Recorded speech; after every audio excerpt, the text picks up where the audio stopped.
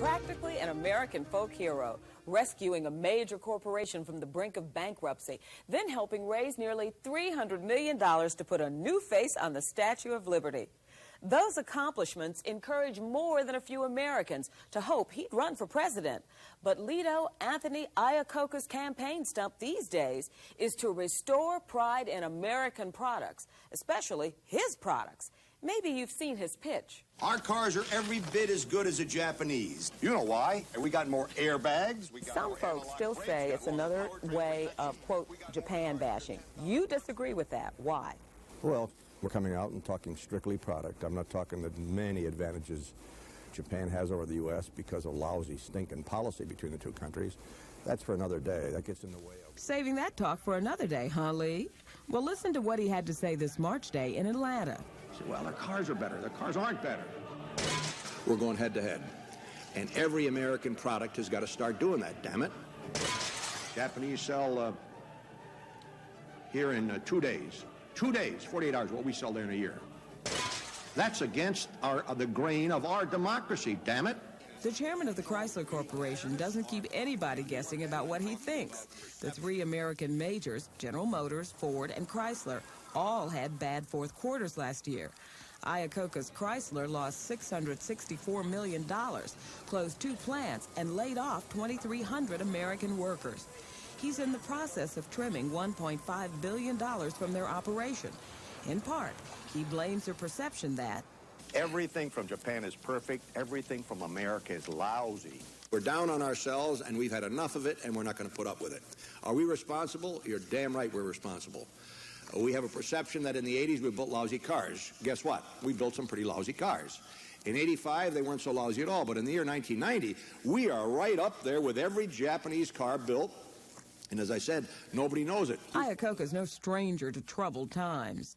We're good in a crisis, I always say, in our company, and now we can test ourselves again.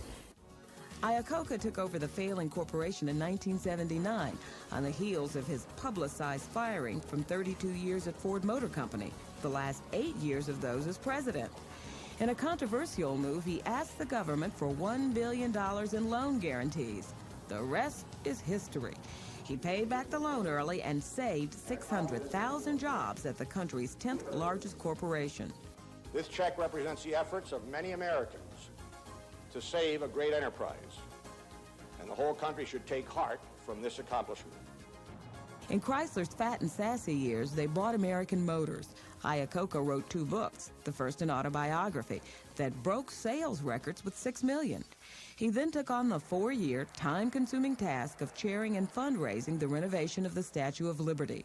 The foundation well exceeded their goal of $265 million.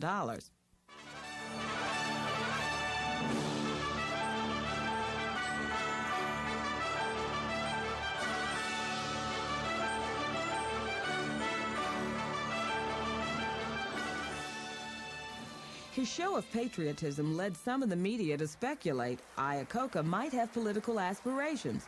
He says that was a rumor he didn't encourage. I've said many times, to be a good politician, you've got to live the role and be in it. I mean, you can't just say, wouldn't it be nice to be president? You could be a manager. Our system doesn't work that way. You have to be head of the political party first. So I gave that a lot of thought. But that really, today, Monica, that's far from my mind, because you make up your mind at a point in life that, yeah, maybe you should take a shot at it, and then you say, no, I don't think I could do it well. And plus, your mother wouldn't like it. No, nobody. No, I once talked. I talked to my mother. I talked to my kids. Talked to a lot of people, everybody but my dog, really, about what would they think about a political life, this late in life, and they generally agreed that you'd have to be crazy to do that. Iacocca's political advisor, his 85-year-old mother, still lives in his hometown of Allentown, Pennsylvania. His father, a self-made man, an immigrant from Italy, is no longer living. Lessons your father taught you about business that you still live by, because he was an entrepreneur. His philosophy was simple: carve something out that you really like. You got to like your job. You got to like whatever you're doing, so that when you go to work in the morning, you're enthusiastic. If you do that and figure that out and then apply yourself, and that means, what does apply yourself mean? Work like a dog. A lot of people think it comes easy, as you know, any job. To be good, you really got to work at it every day. Even good. And he did work hard, but he says his family came first. Lee's first wife of 27 years, Mary, died after 2 heart attacks and a battle with diabetes. He has 2 grown daughters, Kathy and Leah, and a new granddaughter. I read that if the girls, for every minute they were late, they were going to be grounded for a day. Were you really that tough? Yeah, for a while. When I did it, I didn't feel good about it, but there were times when they would test the system. I said, children always test their parents, and when you get in a big company, the people who work for you always test you. Everybody's always seeing how far they can go. And when I thought that they were out of order, I wanted to remind them that with all this freedom came some responsibility, and they just couldn't do it their way. Looking back on it, I don't think I was an ogre or czar with them. My wife saw to that. You were married for so many years, and the proceeds from your first book went to the Diabetes Association. Hey. What do you miss about Mary McClary and what she brought to you? What was she to you? Well, you miss lots of things. It's always a trauma for anybody who's lost a spouse. I mean, it's really, you think you can cope with it, but it's difficult. And I had some real difficult years. Following those difficult years, Iacocca met 36-year-old Peggy Johnson while working on the Statue of Liberty project. They married in 1986. They divorced a year later, partly because he needed to live in Detroit and she wanted to stay in New York. Now he's engaged to 48-year-old Darian Earl, mother of 3 grown children. You remarried and you divorced. You're engaged again. Can't you live by yourself? Probably not. That's a great question to ask. I am not a loner. I don't think I can. I don't even like to eat alone.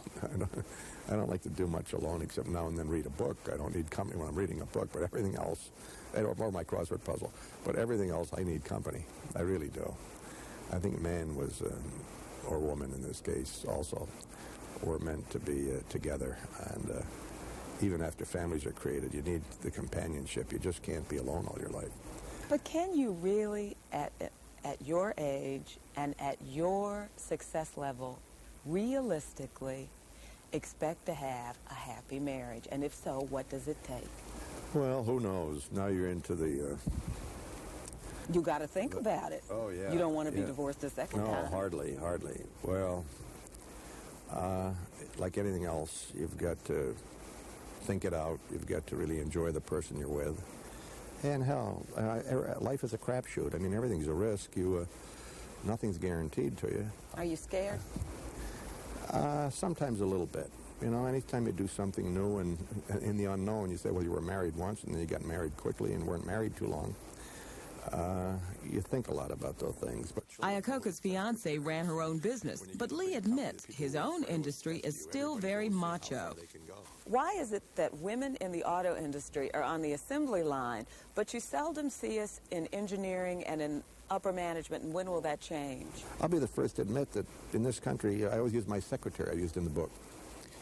Because she was a woman, she's probably just an executive secretary and does very well. But she's so smart and so terrific and so entrepreneurial in her own way. I hate to admit it, if she weren't a woman, she'd probably be an officer or vice president for sure. So there had to be, whether we realized it or not, a certain discrimination going on. I'm the first to admit it. We watch that closely now, both minorities and women's. We're sort of proud of our record on both. Now let me ask you some other things in the fun way. Crossword puzzles. How many of them you work a week, and why? Oh, I don't know. I started in an unusual way. I do the New York Times every day, including Sunday. As you know, if you've ever been a freak on puzzles, they are easy early in the week, and then they get harder, and by Friday they're driving you crazy, and Saturday and Sunday get impossible at times.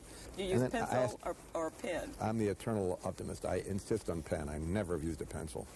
Of course, sometimes I mess up the whole page because there are a lot of corrections, but I see my greatest pleasure is when I can do a New York Times puzzle and it's absolutely perfect in ink without one erasure or one change.